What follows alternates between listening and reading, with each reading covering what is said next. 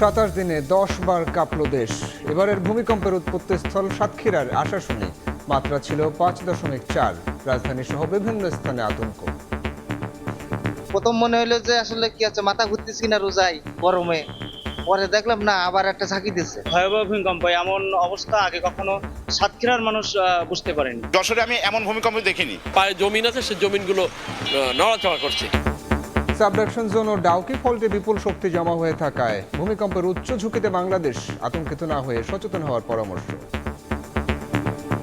Subduction zone Sylhet থেকে কক্সবাজার পর্যন্ত যে পাহাড়ি অঞ্চল, এখানে বিপুল পরিমাণ শক্তি জমা হয়ে আছে। ডাউকি ফল্ট, এখানেও বড় ধরনের ভূমিকম্প হবে। আগে একটা বড় ভূমিকম্প হয়েছে 800 থেকে 1000 বছর আগে, এবং সেই সময়ের দ্বার প্রান্তে আমরা এখন পৌঁছে গেছি। দেখছিলেন প্রধান শিরোনাম। রাত 11টার সময় সঙ্গে আছে আমি সাইফুল রুদ্র। এবার অন্যান্য শীর্ষ সংবাদ। গণতন্ত্রকে প্রাতিষ্ঠানিক রূপ দিতে সঠিক সময়ে হবে স্থানীয় নির্বাচন, জানালেন এলজিআরডি মন্ত্রী। ভোটের জন্য নেতাকর্মীদের প্রস্তুতি নেওয়ার নির্দেশ জামায়াত আমিরের। তারেক রহমানের নেতৃত্বে বাংলাদেশে স্থিতিশীলতা ফেরার আশা ওআইসির বিভিন্ন দেশের। প্রধানমন্ত্রীকে সৌদি সফরের আমন্ত্রণ জেদ্দায়, পররাষ্ট্রমন্ত্রীর সঙ্গে বৈঠক। নরসিংদীতে ধর্ষণের শিকার কিশোরীকে হত্যার ঘটনায় প্রধান আসামি নুরা গ্রেফতার। ধরা পড়েছে আরও 6 জন। মীমাংসাকারী ইউনিয়ন বিএনপির নেতা আহমদ আলী দল থেকে বহিষ্কার।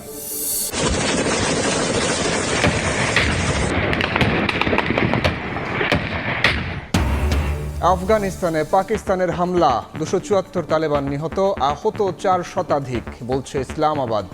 55 পাক সেনার প্রাণহানির দাবি কাবুলের। সংঘাত বন্ধে বিশ্ব সম্প্রদায়ের আহ্বান।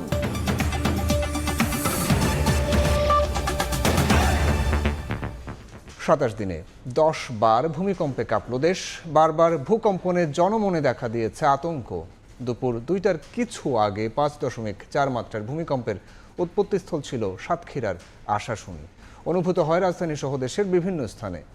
কয়েক সেকেন্ডের এই কম্পনে অনেকেই নেমে আসেন রাস্তায়। তীব্র ঝাঁকুনি, দৌড়ে ভবন থেকে নেমে আসে বাসিন্দারা। শুক্রবার দুপুরে সাতক্ষীরার আশাশুনিতে 5.4 মাত্রার ভূমিকম্পে কেঁপে ওঠে রাজধানী সহ সারা দেশ।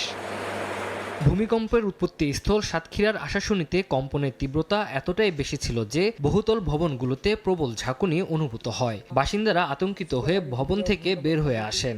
সাতক্ষীরা সদরের নগরঘাটা এলাকায় 2টি ভবনে ফাটল ও ঝাউডাঙ্গায় মহাশ্মশানের প্রাচীরের একটি অংশ ভেঙে পড়েছে। আমি এসে দেখি এখানে পুরোটাই ফ্ল্যাট।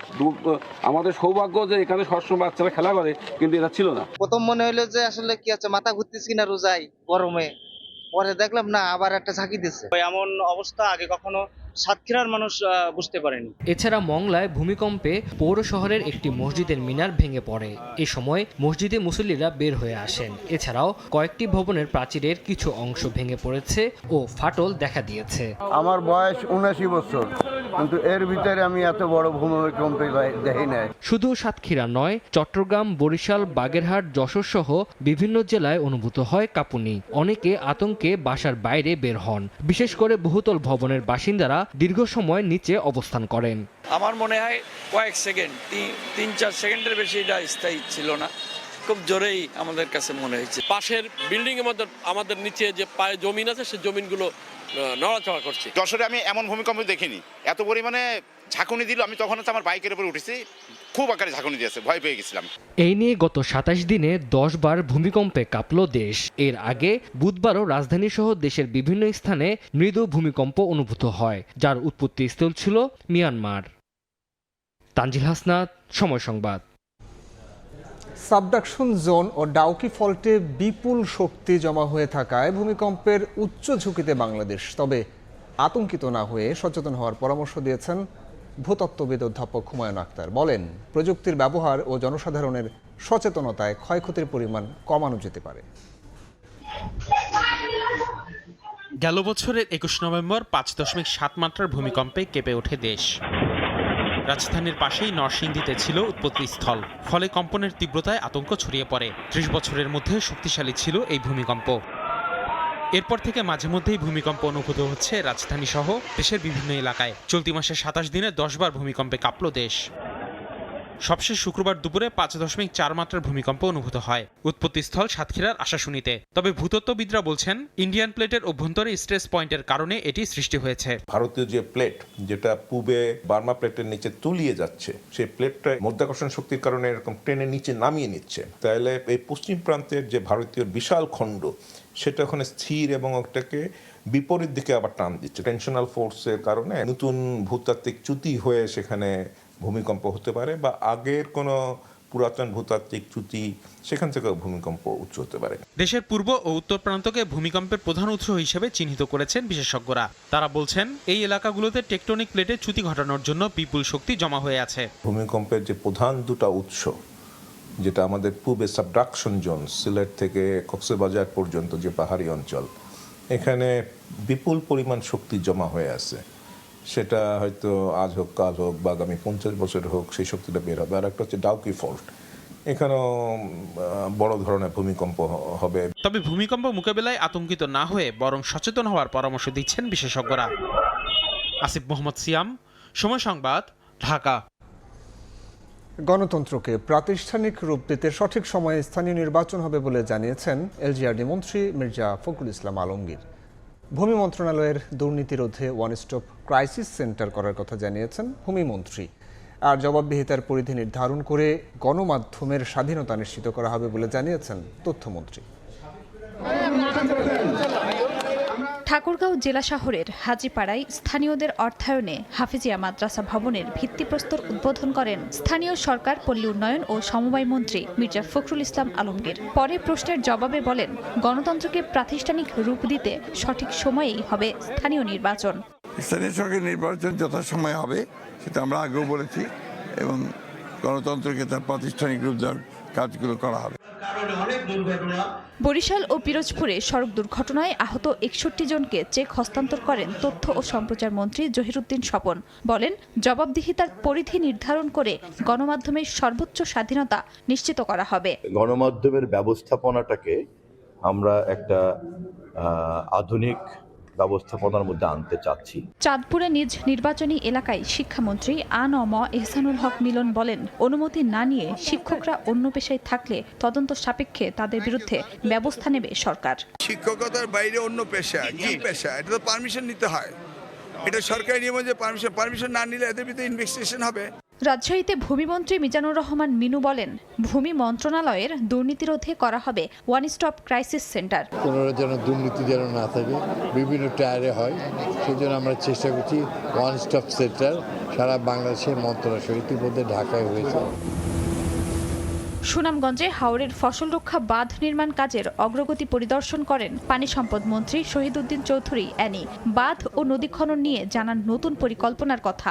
নদী খননের কাজ অব্যাহত রয়েছে, যেখানে নাই সেখানে নতুন প্রকল্প, নতুন উদ্যোগ গ্রহণ করে এই সুবিধাটুকু আমরা যেন আমাদের মানুষের, সাধারণ মানুষের দোরগোড়ায় নিয়ে যেতে পারি। খাদিজা স্বপ্না, সময় সংবাদ। আগামী 10 মার্চ বগুড়ায় ফ্যামিলি কার্ডের উদ্বোধন করবেন প্রধানমন্ত্রী তারেক রহমান। দুপুরে মহাস্থানগড় এলাকায় জুমার নামাজ আদায়ের আগে সাংবাদিকদের সঙ্গে কথা বলেন স্থানীয় সরকার প্রতিমন্ত্রী মীর শাহে আলম। এ সময় তিনি আরও জানান, প্রধানমন্ত্রী হিসেবে তারেক রহমানের এটি হবে বগুড়ায় প্রথম সরকারি সফর। এজন্য যাবতীয় প্রস্তুতি চলছে। কার্ডধারী প্রতিটি পরিবার মাসে 2,500 টাকা করে আর্থিক সহায়তা পাবে।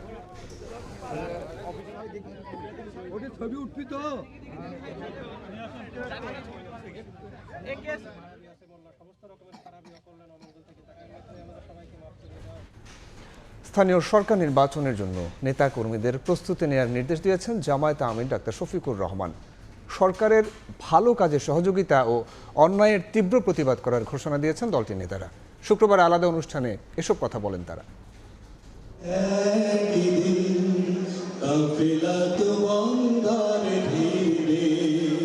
শুক্রবার রাজধানীর রমনায় the forum of engineers and architects আয়োজিত ইফতার অনুষ্ঠানে যোগ দেন জামায়াতের নায়েবে আমির মুজিবুর রহমান। সিটি কর্পোরেশনগুলোতে দলীয় প্রশাসক নিয়োগের মাধ্যমে সরকার গণতন্ত্রকে হত্যার প্রচেষ্টা চালিয়েছে বলে অভিযোগ করেন তিনি। তারা তো জনগণের ভোটের কোনো মূল্য দিল বলে মনে হয় না, জনমতের কোনো মূল্য তারা দিচ্ছে বলে মনে হচ্ছে না।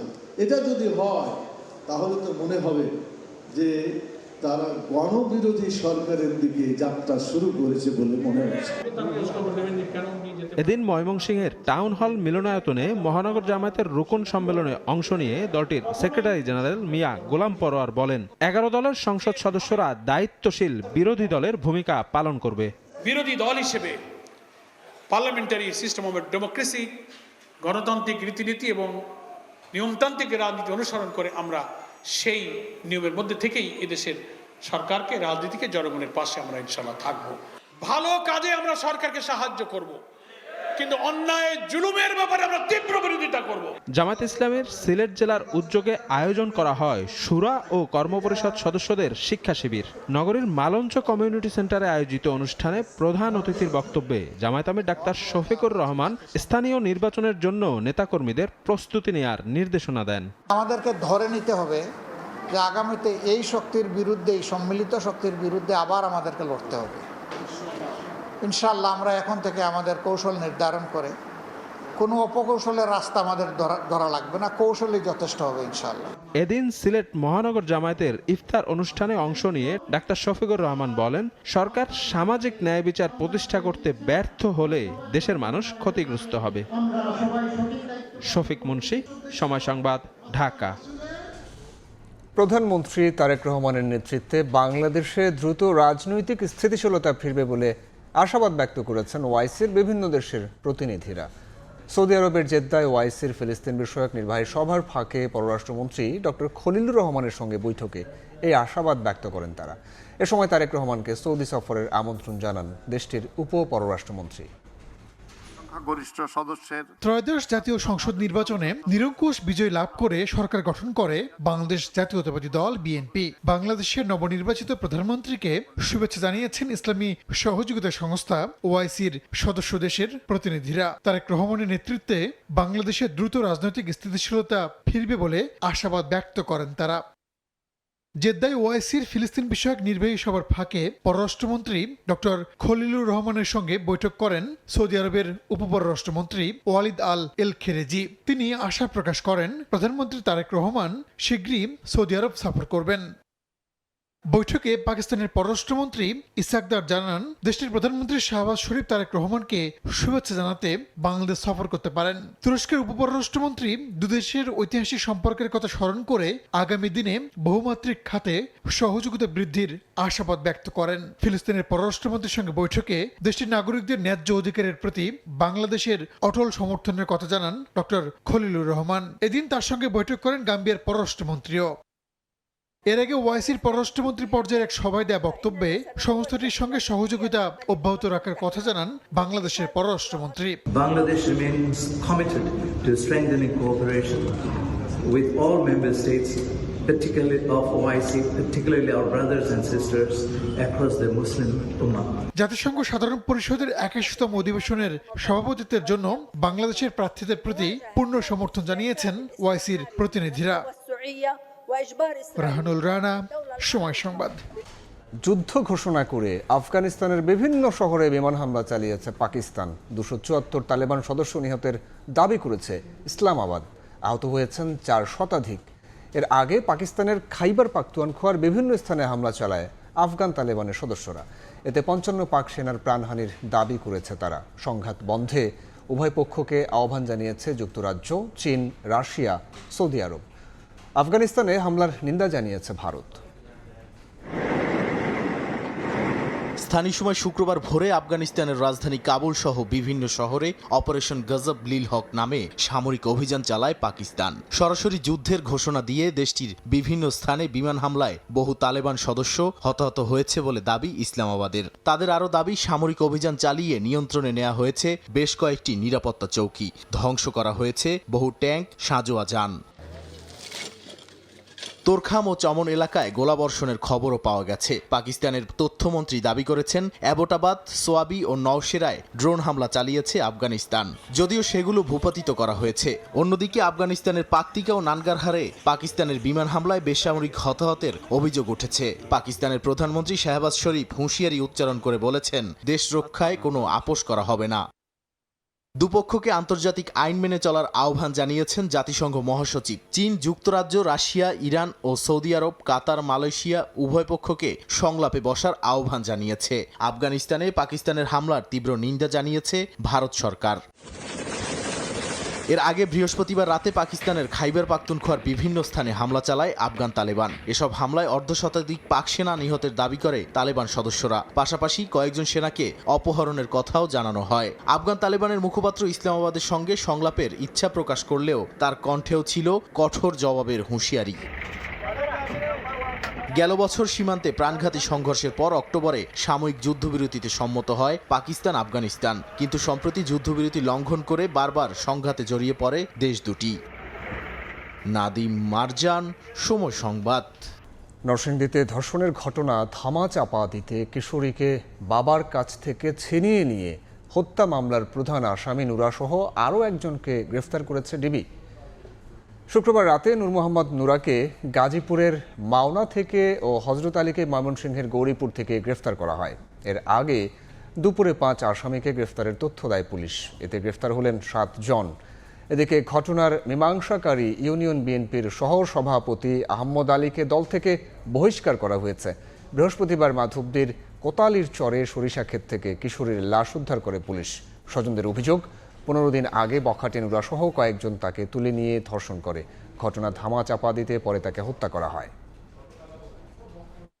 সাপ্তাহিক ছুটির দিনে রাজধানীর কাঁচা বাজারে চড়া দামে বিক্রি হয়েছে শসা, বেগুন, কাঁচামরিচ ও লেবু। রমজানের শুরুতে বেড়ে যাওয়া সবজির দাম সপ্তাহ পার হলেও কমেনি। রমজানে বাড়তি চাহিদার বিপরীতে পর্যাপ্ত সরবরাহ না থাকার অজুহাত বিক্রেতাদের।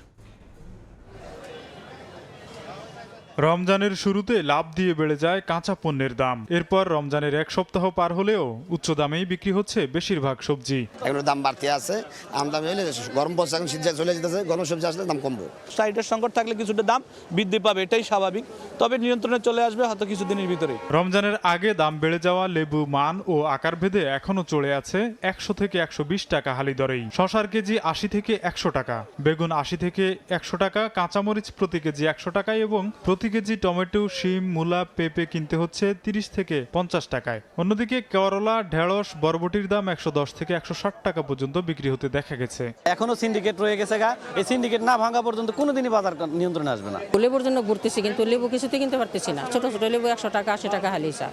চড়া দামের চাপ থেকে মুক্তি পেতে বাজার তদারকি বাড়ানোর দাবি ভোক্তাদের।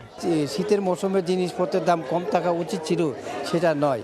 সেটা না করে এখন সিন্ডিকেটের মাধ্যমে জিনিসের দাম ও দ্রব্যমূল্যের দাম অনেক বেশি। তবে কমতে শুরু করেছে মাছ, মুরগির দাম। রমজানের আগে বাড়তি চাহিদার বিপরীতে সরবরাহ সংকট থাকায় দাম বাড়লেও সপ্তাহের ব্যবধানে চাহিদা কমেছে দাম। গত সপ্তাহে অনেক কম, কেজিতে আপনার 30 টাকা 40 টাকা কম। সব মুরগির দাম নিয়ন্ত্রণে আছে, কিন্তু আপনার অনুষ্ঠান নাই, এই কারণে মনে করেন বাজারটা একটু নর্মালে আছে।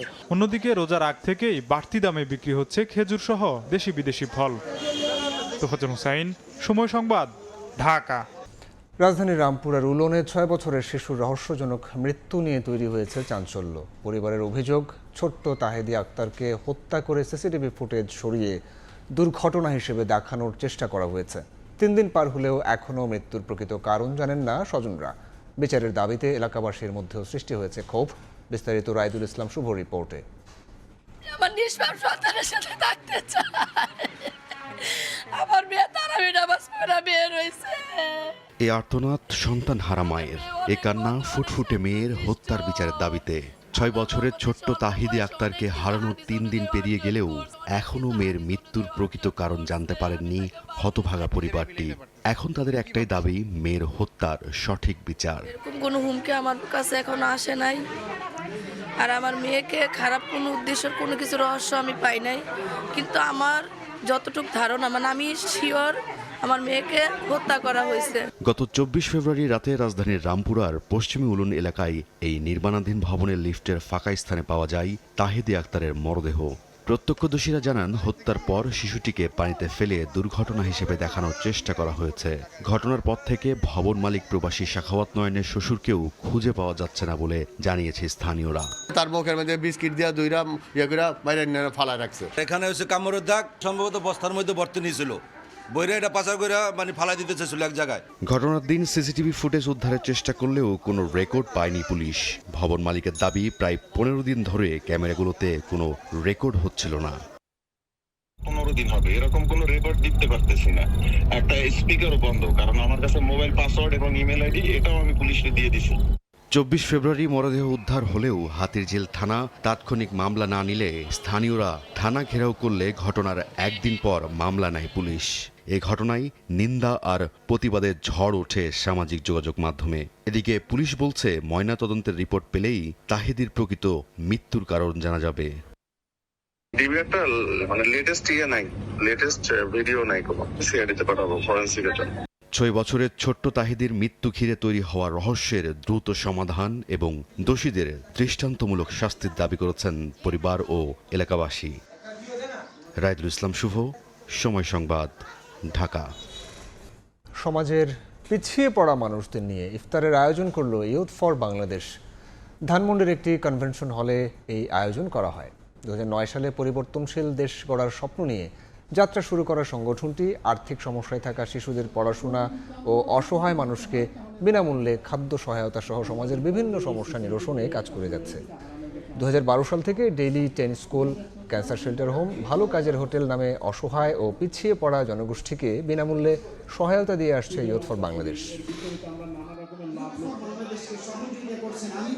ওখানে আমার হার্টের সমস্যা, বেকার, কাজকর্ম করা পারি না, ছেলে মেয়ে আছে না থাকার মতো। আমরা মানুষ হিসাবে যেরকম গরিব, আমাদের যদি সাহায্য না করতো তাহলে আমরা বাচ্চাদের চিকিৎসা কখনোই চালাতে পারতাম না। আমরা স্বপ্ন দেখি আমাদের বাংলাদেশ ভালো কাজে ছড়িয়ে যাবে এবং ভালোতে ভরে উঠবে আমাদের চারপাশ, ভালোতে ভরে উঠবে আমাদের সমাজ। আর বেসিক্যালি ভালো কাজের হোটেলের মূল উদ্দেশ্য কিন্তু আমাদের শুধুমাত্র মানুষকে খাবার দেওয়া নয়, তাদেরকে যে কোনো একটা ভালো কাজে ধাবিত করে তাদেরকে খাবার দেওয়া। প্রতিবারের চেয়ে কিছুটা ভিন্ন সময়ে ভিন্ন আবহে শুরু হয়েছে এবারের অমর একুশে বইমেলা। তবুও সাপ্তাহিক ছুটির দিনে সকাল থেকেই শিশুদের প্রাণচাঞ্চল্য আর বেলা গড়ানোর সঙ্গে সঙ্গে পাঠকদের সরব উপস্থিতিতে জমে উঠেছে বাঙালির প্রাণের আয়োজন। কল্পনার রাজ্যে হাজারো গল্পের মিতালি আর রং তুলির আছড়ে তা ফুটিয়ে তুলতে ব্যস্ত শিশুরা। খুদে পাঠকের জ্ঞানের রাজ্যে নতুন মাত্রা এনে দিতেই রং তুলিতে আঁকা বর্ণিল চিত্রের সঙ্গে শুরু হলো এবারের শিশু প্রহর। শুক্রবার বেলা 11টায় খুলে যায় অমর একুশে বইমেলার দুয়ার আর শুরু হয় বিশেষ শিশু প্রহর, যেখানে কেউ এঁকেছে ভাষা আন্দোলন, কেউ বা এঁকেছে আগামীর উজ্জ্বল বাংলাদেশ। অমর একুশে বইমেলার এই শিশু চত্বর প্রাঙ্গণ সাজানো হয়েছে শিশুদের মনের মতন করেই। আমাদের বাংলাদেশে অনেক রিলিজিয়ান আছে আর অনেক প্যাশনের মানুষ আছে, অনেক ডাইভার্সিটির মানুষ আছে, সেটাই আমি দেখাতে চাচ্ছি। আমি ভাষা আন্দোলন নিয়ে একটা ছবি এঁকেছি। ছবিতে বাঙালিরা রাষ্ট্রভাষা বাংলার জন্য আন্দোলন করছে, পাশে শহীদ মিনার রয়েছে। ছোট্ট সোনামণিদের হই হুল্লোড় আর আনন্দে মুখরিত হয়ে ওঠে শিশু চত্বর। সিসিমপুরের প্রিয় চরিত্রদের দেখা না পেলেও এদিন শিশুরা খেলাধুলায় মেতে ওঠে পাপেটের সঙ্গে, যাতে উৎফুল্ল হয়ে ওঠেন অভিভাবকরাও। সিসিমপুর এবং ইয়ে থাকলে ওদের যে ক্রিয়েটিভিটিগুলো ওগুলো তো আসতে পারতো। মূল আকর্ষণ থাকে সিসিমপুরটা, সিসিমপুরের জন্য অনেকে আসে। চারপাশে নতুন বইয়ের ঘ্রাণ, পাঠক, লেখক, দর্শনার্থীদের সমাগমে মুখর ছুটির দিনের বইমেলা। শুধু বই কেনা বেচা নয়, ভাবনার আদান প্রদান আর সাংস্কৃতিক মেলবন্ধন বলে দেয় বাঙালির প্রাণের এক স্পন্দনের নাম অমর একুশে বইমেলা। এদিকে সাপ্তাহিক ছুটির দিন হওয়ায় বিকেল গড়াতে না গড়াতে বইপ্রেমীদের পদচারণায় মুখর হয়ে ওঠে বইমেলা প্রাঙ্গণ। শুরু থেকে যে আশঙ্কাটা করে হচ্ছিল যে পাঠক কি আসবেই কিনা রোজার মাস উপলক্ষে, কিন্তু আজকে আসলে অনেক পাঠক দেখা যাচ্ছে। মনোকষ্ট নিয়ে আমরা মেলায় নামছিলাম যে পাঠক হবে না, আজকে দেখে শান্তি লাগছে। স্টল একটু কম মনে হচ্ছে আমার কাছে, কিন্তু মানুষজনের আগ্রহ আগের মতোই আছে। 18 দিন ব্যাপী চলবে এবারের অমর একুশে বইমেলা। মাইমুনা হেদার চৌধুরী, সময় সংবাদ, ঢাকা। এতক্ষণ দেখছিলেন দেশ বিদেশের খবর।